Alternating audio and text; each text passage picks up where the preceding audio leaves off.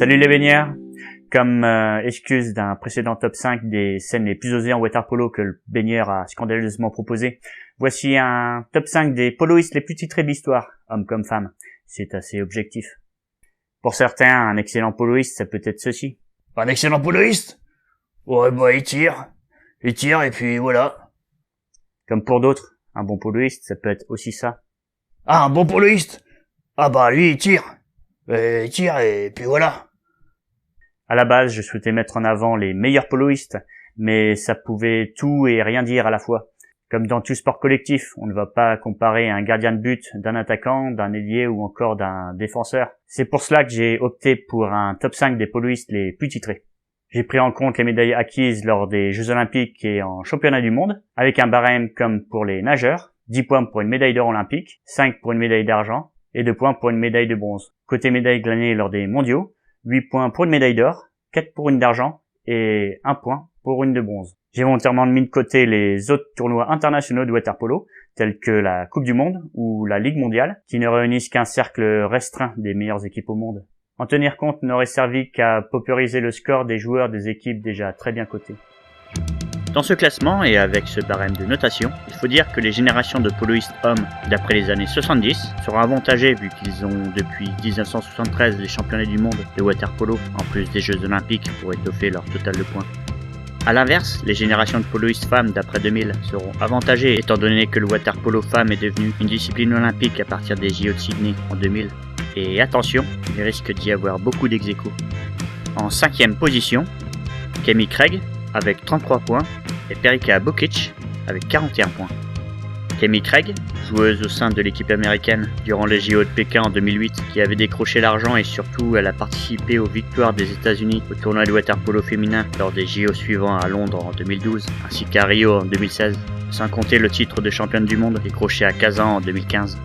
Côté homme, à la 5e position, on retrouve le poloiste croate Perica Bukic, qui fut double champion olympique et double champion du monde au sein de la toute dernière grande équipe de water polo masculine de la grande Yougoslavie unifiée des années 80 et du début des années 90 lors des JO de Los Angeles en 1984 et de Séoul en 1988, ainsi que durant les championnats du monde de Madrid en 1986 et de Perth en 1991. Perica fut également vice-champion olympique lors des JO d'Atlanta en 1996, mais cette fois-ci sous le joug de l'équipe de la jeune Croatie. Perica Bukic intégrera même l'International Swimming Hall of Fame en 2008. Ouais, y a des poloistes dans ce musée? Ouais, je pensais que swimming en anglais là, ça voulait dire natation, pas water polo. L'International Swimming Hall of Fame commémore tous les grands noms de toutes les disciplines aquatiques et pas seulement de la natation. Pour info, voici l'épisode décrivant bien ce musée dans tous les détails. En 4e position, ex-aequo Kylie Neuschel, Madeleine Musselman, Mackenzie Fisher et Rachel Fatal avec 34 points et Norbert Madaras avec 44 points. Les américaines Kylie Neuschel, Madeleine Musselman, Mackenzie Fisher et Rachel Fatal ont tout bonnement toutes les 4 ex-aequo étant donné qu'elles ont été coéquipières au sein de l'équipe féminine américaine de water polo ayant été triple championne du monde de 2015 à 2019 ainsi que championne olympique lors des JO de Rio en 2016 et la série est en cours. Les deux arrières latérales, Kylie Neuschel et Mackenzie Fisher, les attaquantes Rachel Fatal et surtout Madeleine Musselman, inscrivant rien qu'à elles seules 12 buts à Rio au JO de 2016 et 16 buts aux mondiaux de Budapest en 2017, dont un coup du chapeau en finale contre l'Espagne. La 4e position de ce top 5 des poloistes les plus titrés côté homme est occupée par le Hongrois Norbert Madaras, double champion olympique en tant qu'ailier au sein de l'équipe hongroise masculine en 2004 à Athènes et en 2008 à Pékin, double champion du monde en 2003 et en 2013 à Barcelone, ainsi que 2 fois vice-champion du monde à Montréal en 2005 et à Melbourne en 2007. En 3e position, Loren Wenger avec 35 points et ex-aequo Peter Biros, Zoltan Zeksi et Slobodan Nikic avec 46 points. Loren Wenger est la défenseur de l'équipe américaine de water polo avec qui elle a été double championne du monde en 2007 à Melbourne et en 2009 à Rome, également championne olympique à Londres, vice-championne olympique à Pékin en 2008 et enfin vice-championne du monde en 2005 à Montréal. Je savais pas que les joueuses de water polo elles remettaient leur maillot de bain une fois dans l'arrêt. Oh, toi tu as déjà fait assez de dégâts avec ton top 5 scandaleux. Tu ne vas pas en rajouter une couche? Ah bah non, rajouter une couche dans un maillot de bain aussi serré, ça va faire bizarre. Tu m'as bien compris. Zip là. En 3e position des poloistes les plus titrés côté hommes, nous avons 3 ex-aequo, 2 Hongrois, Peter Biros et Zoltán Szekcy, ainsi qu'un Serbe, Slobodan Nikic. Concernant Peter Biros et Zoltán Szekcy, ce sont 2 coéquipiers qui ont partagé les mêmes aventures avec l'équipe nationale hongroise qui a dominé les débats durant la décennie des années 2000. Triple champion olympique à Sydney en 2000, Athènes en 2004 et à Pékin en 2008, ainsi que les titres de champion du monde en 2003 à Barcelone, sans compter les secondes places obtenues aux mondiaux de Montréal en 2005 et à Melbourne en 2007. Peter Biros est devenu une telle star en Hongrie qu'il a été désigné porte-drapeau à la cérémonie d'investiture des JO de Londres en 2012. On pourrait en dire autant de son compatriote Zoltán Szekcy, qui était une des pièces maîtresses de cette superbe équipe hongroise vu qu'il en était le gardien de but.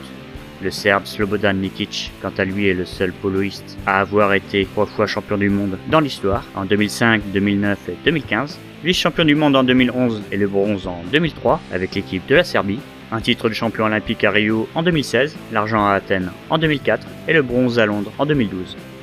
En deuxième position, Melissa Seidman avec 44 points et Tibor Benedek avec 47 points. L'américaine Melissa Seidman a tout simplement été titrée à tous les tournois internationaux où elle a participé, double championne olympique à Londres en 2012 et à Rio en 2016, ainsi que 3 fois championne du monde 2015, 2017 et 2019. Melissa est une joueuse en défense au sein de l'équipe des États-Unis qui n'a peut-être pas fini d'être décorée. Réponse lors des prochaines Olympiades et des prochains mondiaux. N'empêche, elle a l'air de bien défendre la société américaine de surconsommation vu sa silhouette. Et toi, tu défends bien la société de surconsommation de poivreaux avec ta canette. Le Hongrois Tibor Benedek, deuxième de ce top 5 côté homme, a connu les mêmes épopées que ses compères Peter Biros et Zoltán Szekcy, qui le précèdent dans ce classement. À la différence qu'il n'a pas participé à la 10e place aux mondiaux de Montréal en 2005, mais par contre à la médaille d'argent de l'équipe hongroise aux mondiaux de Perth en 1998. Mais ce qui le départage d'un petit point de ses 2 compatriotes, c'est la participation à la 3e place de la Hongrie aux autres mondiaux de Perth en 1991. Tibor Benedek a depuis pris sa retraite et a dirigé notamment l'équipe nationale hongroise de 2013 à 2016, où son équipe a été sacrée une fois championne du monde en 2013. Mais ça ne compte pas dans ce classement, car on ne prend en compte que les titres en tant que joueur. Mais on peut dire que s'il avait participé aux mondiaux de Montréal en 2005, il aurait été tout simplement premier de ce classement. Et enfin, en première position, ex-aequo chez les femmes, les américaines Brenda Villa et Heather Petry avec 50 points, et chez les hommes ex-aequo, les Hongrois Gergelikis, Tamás Kazas et Tamás Molnár avec 50 points. Ça ne risque pas de faire des jaloux comme ça. Les américaines Brenda Villa et Heather Petry sont donc les 2 poloistes femmes les plus titrées au monde. Elles sont d'ailleurs toutes 2 coéquipières au sein de l'équipe féminine américaine qui fit bonne figure lors du premier tournoi olympique féminin de water-polo à Sydney en 2000 jusqu'au JO de Londres en 2012 pour afficher ce bilan d'un titre olympique, de 3 titres mondiaux avec 2 médailles d'argent et une de bronze olympique ainsi qu'une place de vice-championne du monde. Brenda Villa, malgré sa petite taille, a su marquer un nombre conséquent de buts à chacune des échéances qu'elle disputait. Elle est désormais une figure incontournable du water-polo mondial, ayant été intronisée au sein de l'International Swimming Hall of Fame en 2018. Sa compatriote Heather Petry n'en est pas non plus en reste. Au poste d'attaquante, elle a su également briller devant les buts. Pour l'anecdote, Heather avait été sélectionnée à la dernière minute pour faire partie de la toute première aventure des JO de Sydney en 2000. Voilà ce que ça a donné par la suite. Côté homme, les poloistes les plus titrés de l'histoire sont donc les Hongrois Gergelikis, Tamás Kazas et Tamás Molnár. On retrouve des membres de l'équipe hongroise qui a surclassé la concurrence durant les années 2000, des coéquipiers des autres joueurs hongrois arrivés en 2e et 3e position, à la différence que Gergely et ses 2 Tamás ont participé à toutes les épopées magyères durant 10 ans, de 1998 à 2008, ayant été vice-champion du monde à 3 reprises, champion du monde en 2003, mais aussi et surtout triple champion olympique en 2000, 2004 et 2008. C'est dans toute logique qu'ils sont entrés au sein de l'International Swimming Hall of Fame. Gergelikis, lui, est considéré comme le meilleur poloiste gaucher du monde, ayant évolué aussi bien en ailier qu'en pointe de l'attaque.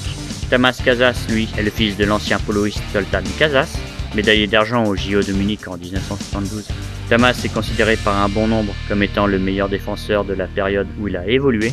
Mesurant 2 mètres pour un poids de 90 kg, il avait de quoi aller chercher le ballon bien en hauteur. Et enfin, Tamás Molnár est un joueur très prometteur dès ses débuts, nommé poloiste hongrois de l'année en 1998, à ses 23 ans. La suite, vous la connaissez, je vous l'ai bien assez raconté comme cela. Bon, vous allez surtout me faire remarquer qu'il y a surtout des poloistes américaines côté femmes et des poloistes hongrois côté hommes dans ce classement. Ce qui est un peu logique. Dans un sport collectif, bon nombre de sportifs partagent les mêmes titres. Mais je tenais aussi à rendre hommage à certains grands noms du water-polo, comme Les Italiennes Carmela Alucci, Francesca Conti, Martina Miceli et Melania Grego, les premières joueuses non américaines dans ce classement, qui frôlent la 5e place et qui furent membres de l'équipe italienne féminine de water-polo dans les années 90 et 2000, engrangeant notamment 2 titres de championne du monde et un titre olympique à Athènes en 2004. Et comment ne pas parler des Croates Andro Busliu et Maro Tokovic, champion olympique à Londres en 2012 et champion du monde à Budapest en 2017, dont la série de médailles avec l'équipe croate est en cours. Et pourquoi ne pas finir avec le Hongrois Gesso Gyarmati? Encore un Hongrois. Oui, je sais, mais lui est considéré pour beaucoup comme le meilleur poloiste de tous les temps. Titré champion olympique en 1952 à Helsinki, en 1956 à Melbourne et en 1964 à Tokyo, en plus d'une médaille d'argent au JO de Londres en 1948 et une de bronze à Rome en 1960. Il ne lui manquait juste que les championnats du monde qui n'existaient pas encore à cette époque-là pour qu'il soit en tête de ce top 5. C'est donc fini pour ce top 5 des poloistes les plus titrés de l'histoire. N'hésitez pas à laisser vos commentaires et à laisser surtout des pouces bleus en bas de cette vidéo. La communauté Salut les baigneurs est présente sur tous les réseaux sociaux. Si vous n'y êtes pas encore, pensez à vous abonner à la chaîne sur YouTube, en n'oubliant pas de cliquer sur la cloche pour ne pas manquer les prochains épisodes. Quant à moi, je vous laisse. Je crois que je vais me faire une séance de shoot.